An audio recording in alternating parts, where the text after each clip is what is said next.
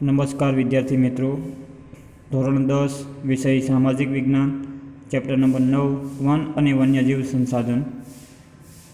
આપણે અગાઉના વિડીયોમાં જે સમજૂતી મેળવી હતી તેમાં વન્યજીવ સંરક્ષણની યોજનાઓની સમજૂતી મેળવી હતી. આજે અભયારણ્યો, રાષ્ટ્રીય ઉદ્યાનો અને જૈવ આરક્ષિત ક્ષેત્રો જે તમે ધોરણ 9, ધોરણ 8ની અંદર પણ સમજૂતી મેળવી હતી. અભયારણ્યો, રાષ્ટ્રીય ઉદ્યાન અને જૈવ આરક્ષિત ક્ષેત્રો ત્યાંથી સમજૂતી મેળવીશું.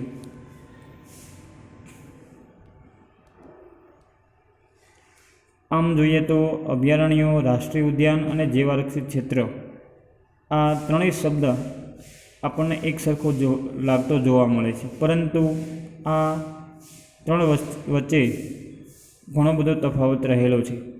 પરીક્ષામાં પણ અભયારણ્યની માહિતી પૂછાય કે રાષ્ટ્રીય ઉદ્યાન અને જૈવ આરક્ષિત ક્ષેત્રની માહિતી પૂછાય તો એમાં બરાબર સમજૂતી મેળવીને આપણે લખી શકીએ. અભયારણ્યો, રાષ્ટ્રીય ઉદ્યાન અને જૈવ આરક્ષિત ક્ષેત્રો. વન્યજીવોના સંરક્ષણ હેતુસર અભયારણ્યો, રાષ્ટ્રીય ઉદ્યાન અને જૈવ આરક્ષિત ક્ષેત્રની સ્થાપના કરવામાં આવે છે. જે વન્યજીવોના સંરક્ષણ માટે સરકાર દ્વારા અભયારણ્યો, રાષ્ટ્રીય ઉદ્યાન અને જૈવ આરક્ષિત ક્ષેત્રોની સ્થાપના કરવામાં આવે છે કે જેના દ્વારા વન્યજીવજંતુઓ કે વન્ય કોઈ પણ પ્રાણી હોય, પક્ષીઓ હોય તો તેનું જતન અને સંરક્ષણ થઈ શકે એ માટેની સ્થાપના કરવામાં આવી છે. આ ત્રણેય શબ્દો એકબીજાના પર્યાય જેવા લાગે છે. આ ત્રણેય શબ્દો એકબીજા સાથે જોડાયેલા લાગે છે, પરંતુ તેમાં તફાવત રહેલો છે, જેનો પરિચય આપણે મેળવીશું. નંબર 1 જોઈએ. સૌપ્રથમ અભયારણ્ય એટલે શું તેની માહિતી મેળવીશું. તો અભયારણ્ય એટલે શું?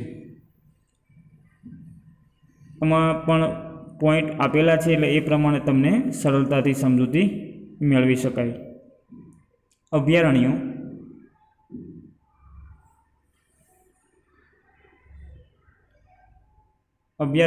એટલે ચોક્કસ મર્યાદામાં માનવ પ્રવૃત્તિઓને અનુમતિ આપવામાં આવે છે. અભયારણ્યની અંદર ચોક્કસ પ્રવૃત્તિ માટે ચોક્કસ મર્યાદામાં માનવ પ્રવૃત્તિઓને અનુમતિ આપવામાં આવે છે, એટલે કે મંજૂરી આપવામાં આવે છે, અને અમુક પ્રમાણમાં માનવ પ્રવૃત્તિને છૂટછાટ આપવામાં આવે છે સરકાર દ્વારા.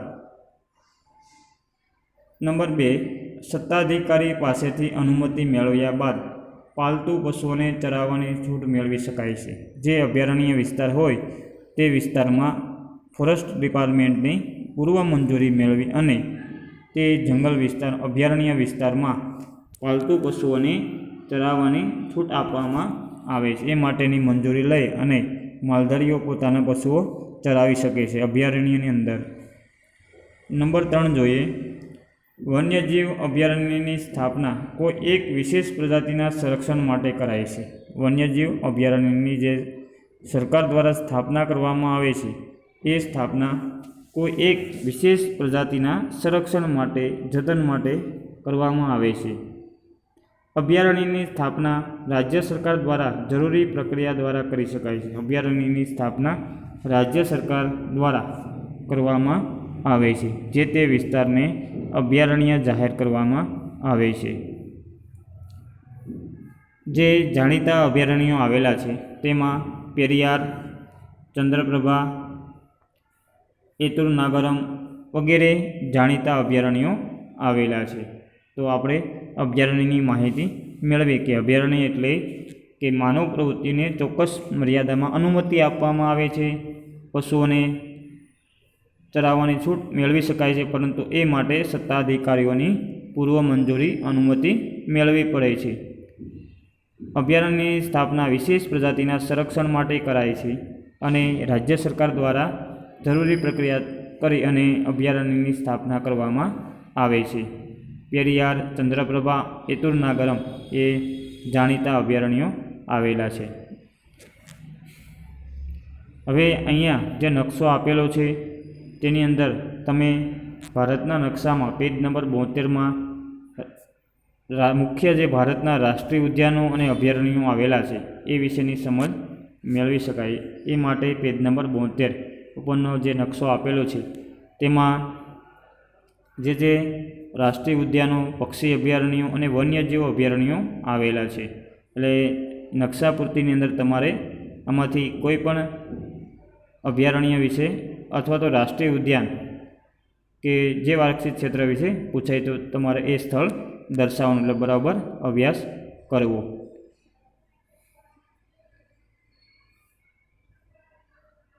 જે એકદમ ગોળ રાઉન્ડ આપણે જોવા મળે છે એ વન્યજીવ અભયારણ્ય, ગુલાબી કલરનો જે સ્ટાર છે એ પક્ષી અભયારણ્ય અને રેડ કલરનો જે ત્રિકોણ છે, જે ગ્રીન કલરનો ત્રિકોણ આપેલો છે તે રાષ્ટ્રીય ઉદ્યાન. એ પ્રમાણે અહીંયા રૂઢ સંજ્ઞાઓ દ્વારા સમજૂતી આપવામાં આવી છે. ભારતના રાજ્યોમાં કયા રાજ્યોમાં વન્યજીવ અભયારણ્યો આવેલા છે, પક્ષી અભયારણ્યો આવેલા છે કે રાષ્ટ્રીય ઉદ્યાનો આવેલા છે તે અહીંયા તમે નકશામાં જોઈ શકો. પેજ નંબર 72માં તમારે પાઠ્યપુસ્તકમાં તમારી જે નકશા પૂર્તિ છે તેમાં પણ આ આપેલું છે, એટલે એ પણ બરાબર તેનો અભ્યાસ કરવો નકશા પૂર્તિ સાથે રાખીને. રાષ્ટ્રીય ઉદ્યાન. હવે આપણે રાષ્ટ્રીય ઉદ્યાનની સમજૂતી મેળવીશું. જે અભયારણ્યની સમજૂતી મેળવ્યા બાદ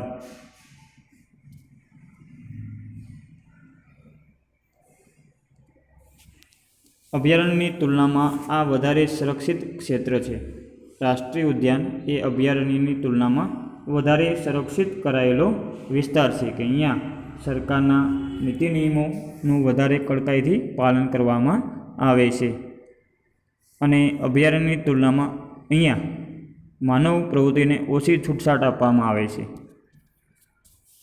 તેમાં એકથી વધારે પારિસ્થિતિક તંત્ર સમાવિષ્ટ હોય છે. માત્ર કોઈ વન્યજીવો નહીં પરંતુ વનસ્પતિના સંરક્ષણ માટે કે અન્ય હેતુથી જે સંરક્ષિત કરેલો વિસ્તાર હોય છે. એટલે કે એક કરતાં વધારે પારિસ્થિતિક તંત્ર રાષ્ટ્રીય ઉદ્યાનમાં સમાવિષ્ટ થયેલો હોય છે. પાલતુ પશુઓને ચરાવવા પર સંપૂર્ણ પ્રતિબંધ હોય છે. રાષ્ટ્રીય ઉદ્યાનમાં કોઈ પણ માલધાર કે કોઈ પણ વ્યક્તિ પોતાના પશુઓને ચરાવી શકતો નથી. એ માટે સંપૂર્ણ પ્રતિબંધ લાદેલો હોય છે કે અહીંયા છૂટછાટ આપવામાં આવતી નથી. અભયારણ્યની જેમ તે કોઈ એક વિશેષ પ્રજાતિ પર કેન્દ્રિત હોતું નથી. અભયારણ્યમાં કોઈ એક વિશેષ પ્રજાતિ ઉપર જે ધ્યાન રાખી અને જેની સ્થાપના કરવામાં આવે છે, પરંતુ અહીંયા રાષ્ટ્રીય ઉદ્યાનમાં કોઈ એક વિશેષ પ્રજાતિ નહીં પરંતુ અન્ય જે પારિસ્થિતિક તંત્રમાં સમાવિષ્ટ થતી બાબતોનો પણ અહીંયા સંરક્ષિત કરવામાં આવે છે. એટલે કે એક કરતાં વધારે પ્રજાતિઓના સંરક્ષણ માટે રાષ્ટ્રીય ઉદ્યાનની સ્થાપના કરવામાં આવે છે. તેની સ્થાપના રાજ્ય અને કેન્દ્ર સરકારના સંકલનથી કરાય છે. રાષ્ટ્રીય ઉદ્યાનની સ્થાપના રાજ્ય અને કેન્દ્ર સરકારના સંકલનથી, સંયુક્ત પ્રયાસથી સાથે રહી અને જે રાષ્ટ્રીય ઉદ્યાનની સ્થાપના કરવામાં આવે છે. અહીંયા રાજ્ય સરકાર અને કેન્દ્ર સરકાર બંને સંયોજન કરી અને રાષ્ટ્રીય ઉદ્યાનની સ્થાપના કરે છે. ભારતમાં જોવા મળતા જાણીતા રાષ્ટ્રીય ઉદ્યાનો આવેલા છે, જેમાં કાજીરંગા, કોર્બેટ, વેળાવદર, દરિયાઈ રાષ્ટ્રીય ઉદ્યાન, ગીર અને દચ્ચીગામ વગેરે એ ભારતના જાણીતા રાષ્ટ્રીય ઉદ્યાનો આવેલા છે. તો આ પ્રમાણે રાષ્ટ્રીય ઉદ્યાનની સમજૂતી પણ 6 પોઈન્ટમાં આપવામાં આવી છે. અહીંયા રાષ્ટ્રીય ઉદ્યાન પૂછાય તો અહીંયા આપણે 6 પોઈન્ટ લખીશું, જેના દ્વારા સમજૂતી જે પૂરી પાડીશું. ત્યાર પછી જૈવ આરક્ષિત ક્ષેત્ર એટલે શું, તો એના વિશેની સમજૂતી મેળવીશું. તેની રચના આંતરરાષ્ટ્રીય માપદંડો અનુસાર કરાય છે. જૈવ આરક્ષિત ક્ષેત્રની રચના છે એ આંતરરાષ્ટ્રીય ધારાધોરણો અને માપદંડને આધારે જે કેન્દ્ર સરકારના સંયુક્ત પ્રયાસથી જૈવ આરક્ષિત ક્ષેત્રની સ્થાપના કરવામાં આવે છે. જે તે ક્ષેત્રની પ્રાકૃતિક અને સાંસ્કૃતિક વિવિધતાનું સંરક્ષણ કરવાનો હેતુ રહેલો છે. જૈવ આરક્ષિત ક્ષેત્રમાં જે તે ક્ષેત્રની પ્રાકૃતિક અને સાંસ્કૃતિક વિવિધતાના સંરક્ષણ માટે જૈવ આરક્ષિત ક્ષેત્રની રચના કરવામાં આવે છે. તે ક્ષેત્રમાં થતી બધી વનસ્પતિ, જીવજંતુ, જમીન ઉપરાંત વસતા માનવ સમુદાયની જીવનશૈલીનું પણ સંરક્ષણ કરાય છે. માત્ર એક વસ્તુ નહીં, પરંતુ એક કરતાં વધારે ક્ષેત્રોમાં થતી પ્રવૃત્તિઓ, વનસ્પતિ, જીવજંતુ કે જમીન ઉપરાંત માનવ સમુદાયની જીવનશૈલીનું પણ અહીંયા સંરક્ષણ કરવામાં આવે છે. ત્યાં જૈવ વૈવિધ્ય બાબતે સંશોધન અને પ્રશિક્ષણ માટેની ખાસ સવલતો ઊભી કરાઈ છે. જૈવ આરક્ષિત ક્ષેત્રમાં સંશોધન અને પ્રશિક્ષણ માટે વિવિધ સવલતો ઊભી કરવામાં આવે છે અને તેટલો વિસ્તાર એ સંરક્ષિત જાહેર કરવામાં આવે છે. આ પ્રકારે ઘોષિત વિસ્તારોમાં તમામ પ્રકારની બહારની માનવી ગતિવિધિ સંપૂર્ણપણે પ્રતિબંધિત હોય છે. એટલે જે વિસ્તાર અનામત રાખેલો હોય છે, જે વિસ્તારમાં જે આરક્ષિત ક્ષેત્ર જાહેર કરેલો હોય છે, ત્યાં તમામ પ્રકારની જે માનવી ગતિવિધિ, માનવી પ્રવૃત્તિઓ પર પ્રતિબંધ મૂકેલો હોય છે. આ ક્ષેત્રમાં સરેરાશ વિસ્તાર એકંદરે 5000 ચોરસ કિમીથી મોટો હોય છે. જે આરક્ષિત ક્ષેત્ર એ અભયારણ્ય અને રાષ્ટ્રીય ઉદ્યાન કરતાં તેનો વિસ્તાર છે એ વધારે હોય છે. એટલે કે 5000 ચોરસ કિમીથી તેનો વિસ્તાર છે એ મોટો હોય છે. હવે ભારતમાં જોવા મળતા જે આરક્ષિત ક્ષેત્રોમાં નીલગિરી, મન્નારની ખાડી, ગ્રેટ નિકોબાર, સુંદરવન, પંચમઢી વગેરે દેશના મહત્ત્વના જીવ આરક્ષિત ક્ષેત્રો આવેલા છે. ગુજરાતમાં પણ અહીંયા કચ્છના રણની વિશિષ્ટ પરિસ્થિતિના સંરક્ષણ હેતુસર 2008ની સાલમાં તેને જૈવ આરક્ષિત ક્ષેત્ર તરીકે ઘોષિત કરાયું છે. જૈવ આરક્ષિત ક્ષેત્ર તરીકે જાહેર કરાયું છે ઈસવીસન 2008માં. હવે આપણે ભારતમાં અને ગુજરાતમાં જોવા મળતા કેટલા જૈવ આરક્ષિત ક્ષેત્રો, અભયારણ્યો અને રાષ્ટ્રીય ઉદ્યાનો આવેલા છે. જેમાં ભારતમાં જૈવ આરક્ષિત ક્ષેત્રો 18, રાષ્ટ્રીય ઉદ્યાન 103 અને અભયારણ્યો એ 531 આવેલા છે. એટલે આ જે મિત્રો આંકડાકીય માહિતી આપેલી છે તે યાદ રાખજો. ભારતમાં 18 જૈવ આરક્ષિત ક્ષેત્રો, 103 રાષ્ટ્રીય ઉદ્યાનો અને 531 જેટલા અભયારણ્યો આવેલા છે. ગુજરાતમાં જોઈએ તો એક જૈવ આરક્ષિત ક્ષેત્ર આવેલું છે, 4 રાષ્ટ્રીય ઉદ્યાનો અને 23 જેટલા અભયારણ્યો આવેલા છે. તો અહીંયા એક માર્ક્સમાં માહિતી પૂછાય કોઈ પણ તો તમે લખી શકો છો જૈવ આરક્ષિત ક્ષેત્ર, રાષ્ટ્રીય ઉદ્યાન કે અભયારણ્ય, અથવા તો વિકલ્પમાં, જોડકામાં, ખાલી જગ્યામાં કે ખરા ખોટામાં કંઈ એક શબ્દમાં એક માર્ક્સમાં પૂછાઈ શકે. એટલે આંકડાકીય માહિતી યાદ રાખવી જરૂરી છે. વિકાસની પ્રક્રિયા અનિવાર્ય છે, પણ સાથે સાથે આપણે સમગ્ર જીવસૃષ્ટિ પર પડનારા દુષ્પ્રભાવોની અસરોનું પણ આયોજન દરમિયાન ખ્યાલ રખાય એ અત્યંત જરૂરી છે. માનવ વિકાસ કરે છે, પરંતુ વિકાસ એ કોઈપણ જીવોનો વિકાસ દરમિયાન જે કુદરતી સંસાધનો હોય કે વન્યજીવોને કોઈપણ પ્રકારનું નુકસાન થાય એ પ્રમાણેનો વિકાસ હોવો જોઈએ નહીં. કોઈ એક પ્રજાતિ જ્યારે સંપૂર્ણ નષ્ટ થાય કે સંકટમાં આવે ત્યારે આહાર શૃંખલામાં પડતી ખલેલના પરિણામે ઘણા ખરા દુર્ગતિ હોય છે. જ્યારે પણ કોઈ પણ વન્યજીવોની જ્યારે એક પ્રજાતિ નષ્ટ થાય છે ત્યારે આહાર શૃંખલામાં ઘણી બધી વિક્ષેપ પડે છે અને તેના કારણે ઘણા બધા દુર્ગામી પરિણામો છે એ ભોગવવા પડે છે.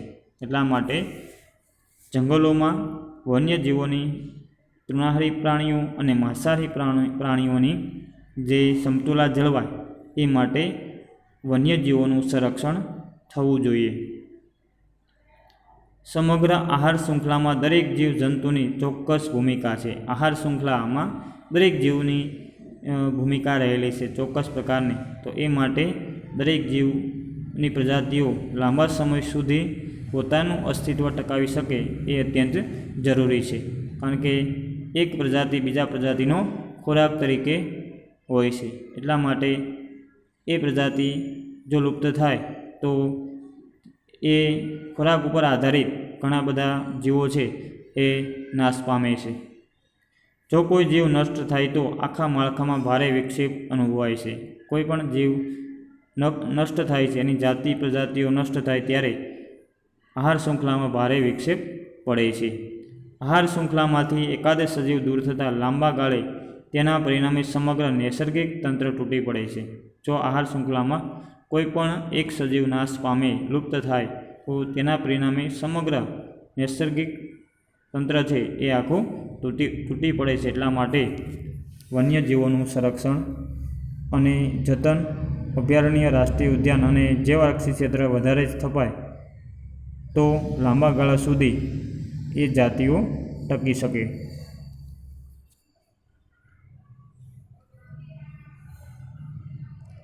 મનુષ્ય સુધી આ અસરો મોડી પહોંચે છે, તેથી આપણે આજે વધારે સજાગ નથી.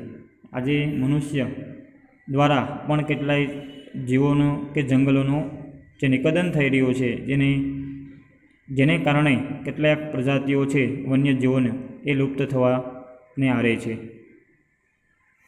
જે પર્યાવરણીય સંકટોને આપણે સામનો કરી રહ્યા છીએ તે દાયકાઓ પૂર્વ સેવેલી બેકાળજીનું પરિણામ છે. આજે મોટા પ્રમાણમાં કેટલીક કુદરતી આપત્તિઓનો આપણે ભોગ બનવું પડે છે. એનું કારણ કે જે જંગલોનું પ્રમાણ દિવસે ને દિવસે ઘટી રહ્યું છે અને વૈશ્વિક તાપમાનનું પ્રમાણ વધી રહ્યું છે. એટલા માટે અતિશય ગરમી, અતિશય ઠંડી, અતિશય વરસાદ, આવા જે ઋતુચક્રોમાં પણ અનિયમિતતા સર્જાય છે.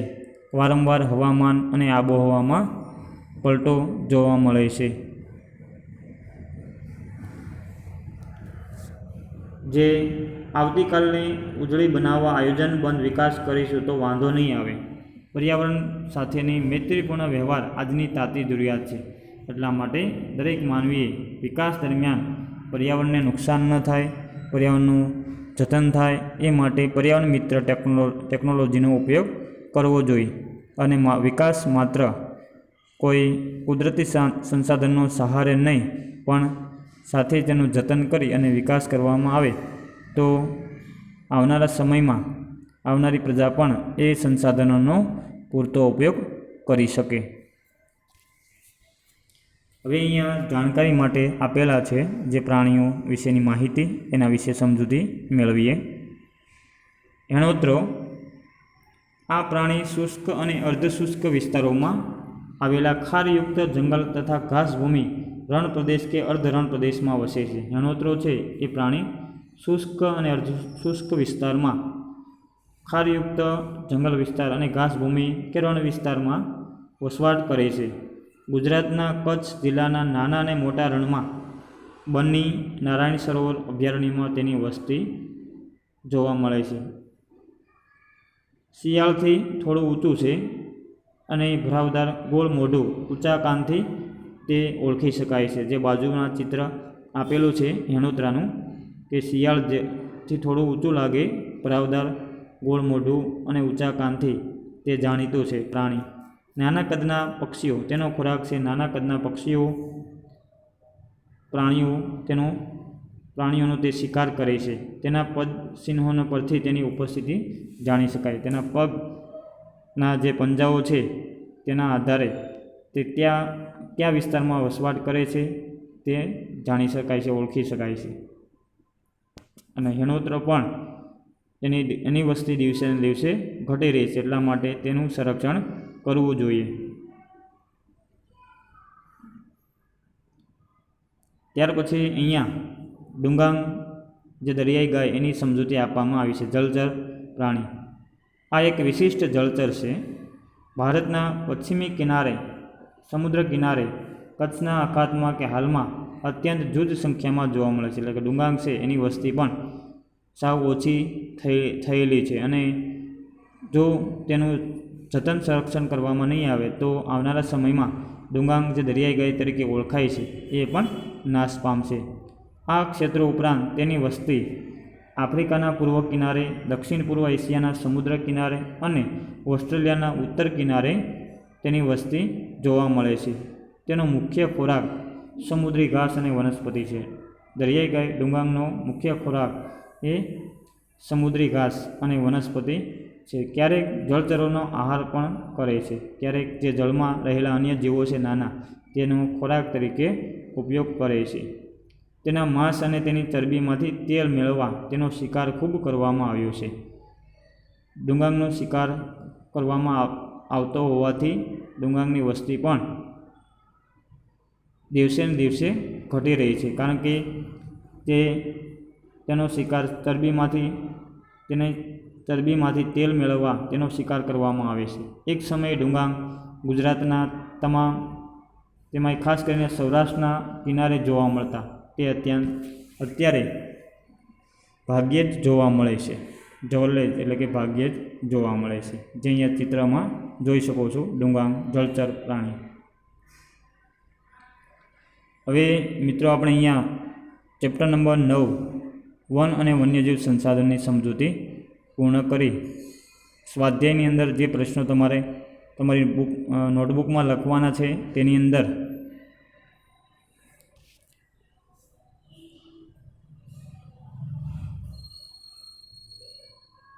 સ્વાધ્યાયના પ્રશ્નો ટીક કરાવું છું, તે લખવાના છે. પ્રશ્ન 1માં સવિસ્તાર ઉત્તરમાં બીજો પ્રશ્ન વન સંરક્ષણના ઉપાયો અને પ્રશ્ન પહેલો જંગલોના પ્રકાર વિશેની સવિસ્તાર નોંધ લખો. ત્યારબાદ પ્રશ્ન બીજો મુદ્દાસર ઉત્તર આપો. તેમાં જૈવ આરક્ષિત ક્ષેત્ર એટલે શું? અને ત્રીજો પ્રશ્ન નિર્વિનીકરણની અસરો જણાવો. ટૂંકમાં ઉત્તર લખો. અભયારણ્યો એટલે શું? રાષ્ટ્રીય ઉદ્યાનો એટલે શું? અને ત્રીજો પ્રશ્ન પણ ભારતમાં કયા કયા જલપ્લાવિત ક્ષેત્રોમાં યાયાવર પક્ષીઓ શિયાળો ગાળવા આવે છે?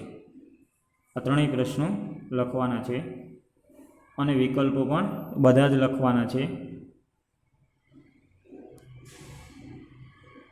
તો અહીંયા સ્વાધ્યાયના પ્રશ્નો તમારે સારા અક્ષરે વ્યવસ્થિત પોઈન્ટ પાડી અને સામાજિક વિજ્ઞાનની બુકમાં લખવાના છે. નકશાપૂર્તિમાં તમારે નકશો પૂરવાનો છે.